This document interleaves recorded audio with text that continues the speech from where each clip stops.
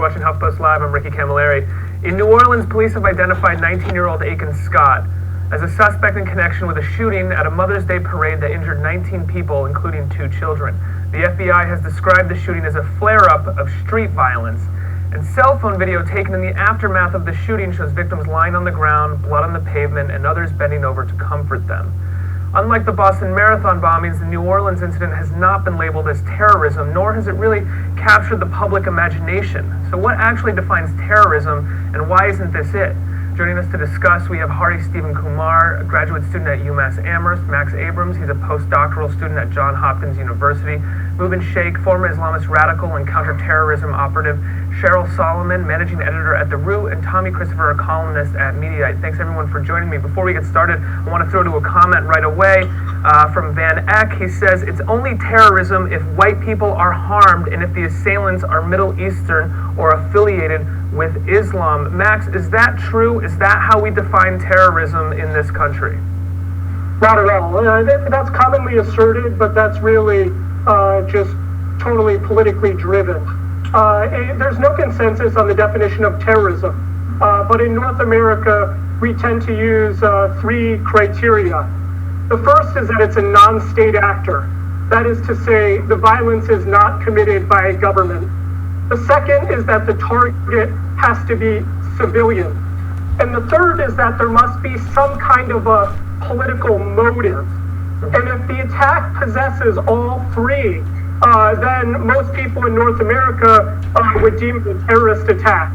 The reason why the shooting on Mother's Day in New Orleans is not a terrorist attack is because there was no political motive. Well, as far as we know, I mean, we're not positive that there's no political motivation. There's no evidence to suggest that there is a political motive. Of course. Mubin, do these definitions, how we're defining terrorism, does this resonate with you, or do you think that we should broaden the definition?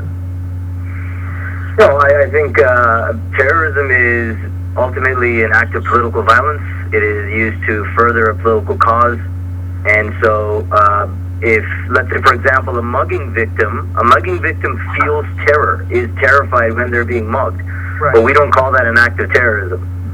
Right, so it has to be politically driven. It cannot be anything beyond that. Then it's a different kind of crime. Right, but then why do we allow terrorism, what is defined as terrorism, to sort of tear apart the public imagination? Why isn't street crime created and turned into terrorism if it is terrifying people?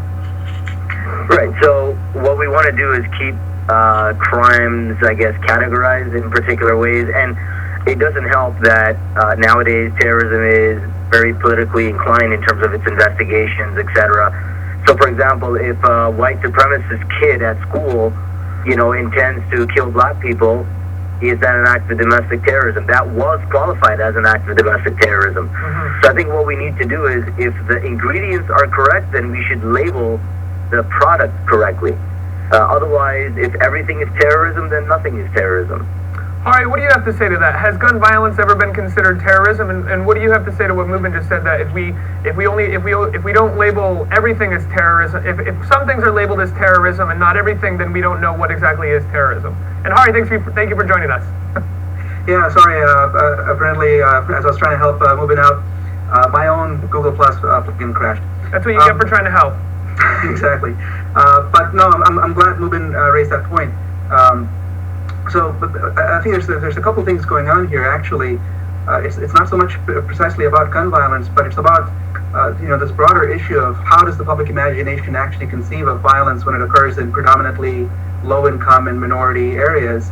And so I would argue that the public imagination has already been conditioned to dismiss or ignore such violence. Through systematic segregation of low-income and minority communities, and then reduction of a lot of structural factors there, so that when this kind of violence does happen, it gets automatically racialized and othered and dismissed as simply street violence or gang violence, and so it becomes very hard to attach the much more serious label of terrorism to such things, because again, the imagination has been conditioned to dismiss this. Can I just hop in here really quickly on that? Yes, please. Sure. I mean, I think that sure, all sorts of crimes can be terrifying, but there are actually some legitimate reasons why terrorism is more likely to instill terror. For one thing, terrorism, by most definitions, is indiscriminate. It attacks randomly. Take the Boston Marathon, for example. It didn't really matter who was running by. It was intentionally targeting a civilian audience, whereas most other crime is not nearly as indiscriminate. It's usually directed against somebody or some peoples for a purpose. Yeah. Another important difference is that when there's a terrorist attack, we often want to know whether or not that attacker is affiliated with a broader militant group, whereas with other kinds of violence, they're more likely to be acting independently. So there are some legitimate reasons to fear terrorism more than other kinds of crime. Tommy, Cheryl, I was going to go to you next, but I have to tell you, Tommy had his hand up so politely in the hangout that I have to call on him. Tommy, what did you have to say? Yeah, well, a couple of points. I think that, it's important to note that this shooting in New Orleans wasn't just, or we don't know that it was just street crime. And there's an element, if you're going to say that, all terrorism is also crime. So if you're going to say the difference between terrorism and street crime is this political element, well, I would say that, you can argue that this was indiscriminate. This guy was firing into a crowd of people, and, he belongs, often these attacks, this kind of violence is organized. Some of these folks belong to gangs or drug crews, so it has that element of organization. And also, it's designed, when you're targeting innocent people, to terrorize them and to drive a wedge between them and the government in the form of law enforcement. So people don't trust law enforcement to protect them, and that's what maintains the silence. To echo what you're saying, you're talking about that there's such a level of terror going on in some of these communities that they're sort of, they don't go to law enforcement. They're not touched on by the American government. It's not labeled a federal crime, and these people aren't willing to to talk about the people that they think may have even done it because they are so terrorized. Right, and I think that's a political motive to drive a wedge between the population and the government. That's a political motive. I'm not even sure that labeling this thing terrorism is a great idea in terms of enforcement and how we deal with it. But I do think that in terms of the way other people think about it, it would be valuable. The way the media treats it, and the level of attention and resources that the police give. In regards to the way that the media treats it, we have a great clip from Chris Hayes' All In show where he talks to Melissa Harris Perry, and it's sort of echoing the conversation that we're having for sure. Can we show that clip? This is part of what those of us who live in cities like New Orleans or Chicago or Detroit, where the gun violence is rampant and where it rarely gets any attention, we have for so long been saying we need people to pay attention to this. I thought that line, I want to ask you what you make of that line. This was street violence, and I saw this on social media. It flared up. Shootings in New Orleans, and then it was just kind of like, that's just, gangbangers in New Orleans, probably a black neighborhood, that's just life in the big city, and we all turned our attention, like, street violence isn't terrorism, it's not terrifying, it's not terror that is being visited on people every day. As Chris Hayes said. Cheryl, is that the general reaction to what we label as street violence and not terrorism in this country? Like a sort of a flip dismissal? I think so, but I think there's another element at play as well. I think that there's an unspoken narrative that terrorism involves an attack by an other, somebody who does not represent the mainstream or the status quo, on the status quo, and I find it very curious. I do think that there is a disregard for when poor people or when people of color are shot in these, mass shootings and in these horrific acts of violence. But I also have to look at something like what happened at Sandy Hook, and I also have to look at what happened with Gabby Giffords, and I have to wonder whether or not that is the extent of it, or whether it's the fact that in the case, for instance, of Gabby Giffords, one could argue that, you know, you had a madman in Lochner, but that it was politically motivated, certainly. It was an assassination attempt. Well, why that doesn't become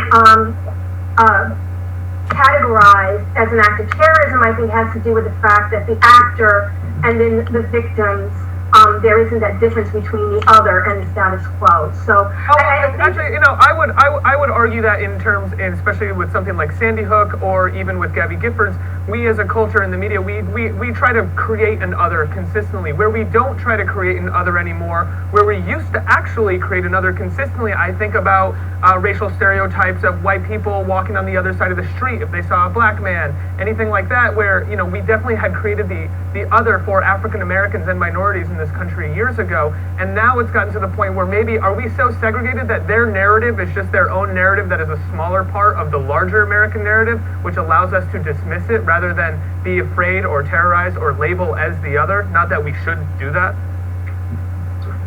Yeah, I think that's a good point. I think that what's happening with, because you hear people, you know, talk about, you know, black on black street crime, and what that does is it's otherizing the perpetrator and the victim. And so, you know, if an other attacks the status quo, as she was saying, then that's a big deal. But, you know, if it's the other and the other, then who cares?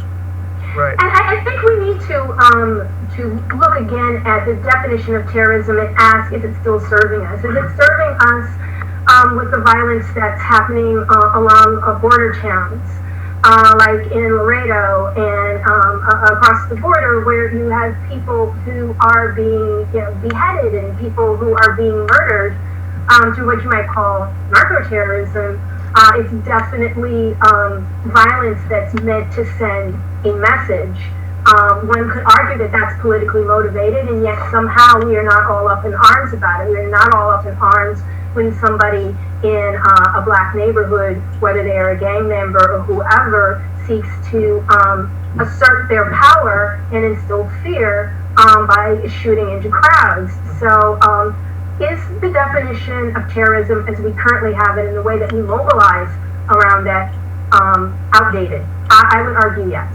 I would maybe agree with that argument. I also think that in terms of drug-related homicides in cities like Chicago, or, you know, or in Camden or Newark, where we see a high amount of them, people generally assume that these homicides are other people involved in the drug crimes, and that they are motivated solely based off of the gang activity or drug activity. But sometimes there's a lot of innocent bystanders, and there's other people who live in these neighborhoods who definitely feel terrorized by this. And in regards to New Orleans, we are talking about an incident where someone opened fire on a Mother's Day parade of people. You can't talk about striking more fear and terror into a large group of people than on like an innocent day like Mother's Day.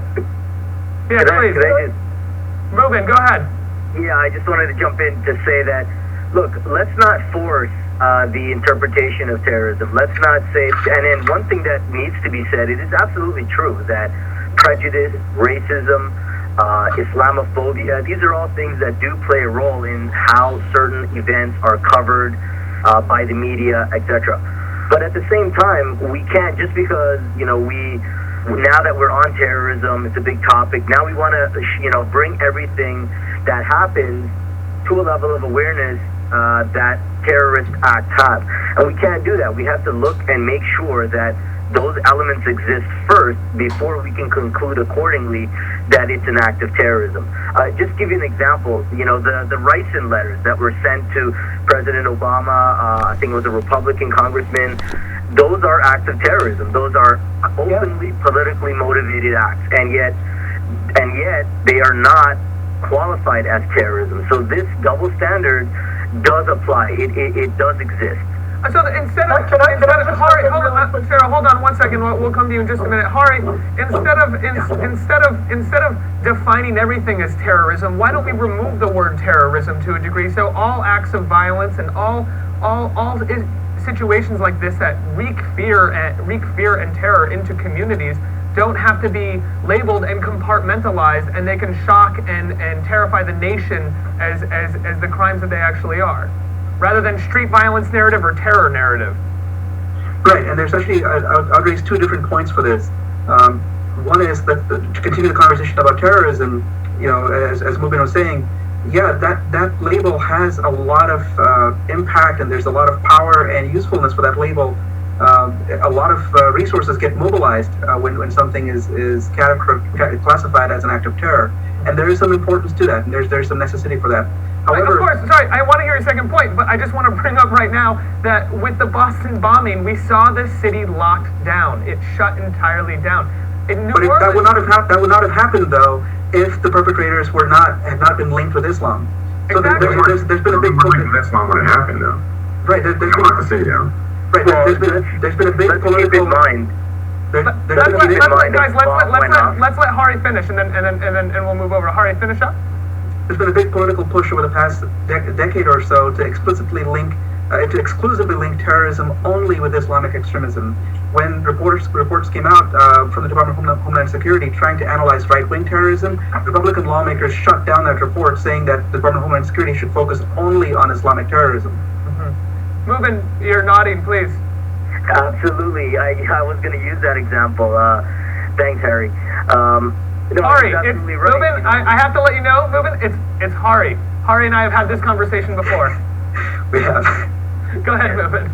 No, he's absolutely right. What we're doing is we're over focusing on one group and not focusing on the act. So if two members of different groups commit the same act and we only highlight one member of the group or one group, then that takes away from the enormity that is the act of terrorism. Yeah.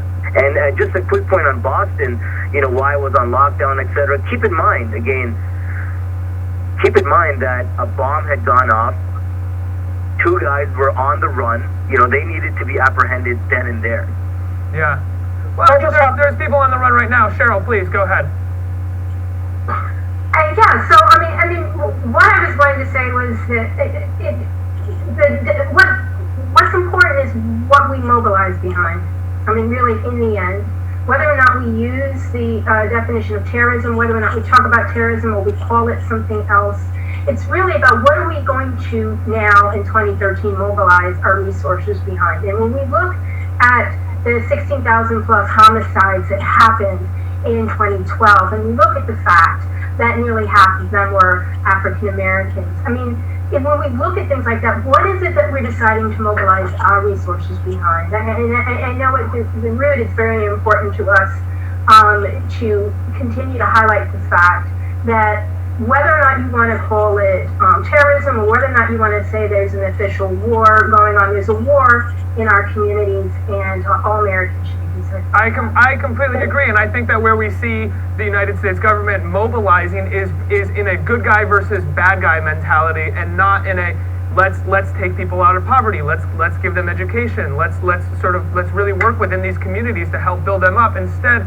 we focus more and more of our attention on good guy versus bad guy mentality, and I think that we know as a culture subconsciously it's almost too hard to have a good guy bad guy mentality within these communities because of how distraught and disenfranchised they are. Max, I'm gonna give you the last word here.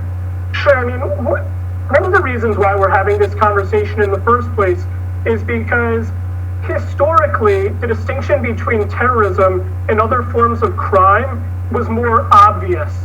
But in reality, terrorism and other forms of crime have converged. And that's largely because whereas before, the nature of the political objective of the perpetrators used to be much clearer, now it's actually become much more nebulous. And so most attacks, to put it in concrete terms, are anonymous. So we're really not even sure what the demands of the perpetrators are and who they are. And I think that that's creating this confusion in terms of demarcating where terrorism begins and ends. Great. Sorry, I have to cut you off. We have to wrap. I'm really sorry. But you know that we'll have you in for another conversation. We'll have all of you in. You've all been really fantastic. So Hari, Max, Mubin, Cheryl, Tommy, thank you so much for joining me and having this illuminating chat about the New Orleans tragedy and also as well as Boston. You guys, there's a lot more conversations coming up on Huff Post Live. You can check out the green rooms above my head, and you can leave comments for future segments, and you can check out the resource well. You can comment on these. It's all very interactive. So stick around. You're watching Huff Post Live. I'm Ricky Camilleri.